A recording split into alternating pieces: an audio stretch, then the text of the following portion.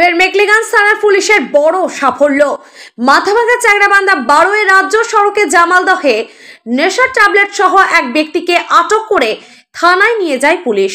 রবিবার সকাল 11টা নাগাদ ঘটনাটি ঘটে জামালদহের সৎসঙ্গ বিহার সংলগ্ন রাজ্য সড়কে।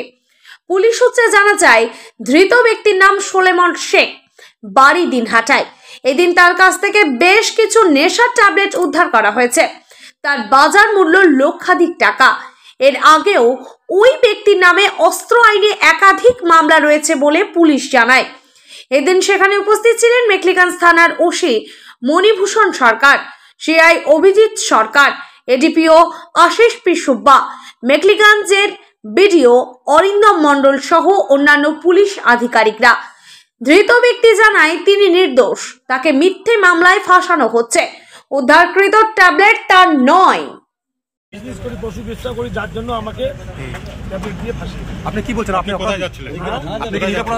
আমাকে নিয়ে এসে দিনহাটার থেকে নিয়ে আসছে। আপনার যেসব পাওয়া গেছিল আপনার কাছে? আমার ছিল না, আমার পকেটে ঢুকাই দিয়ে দিত।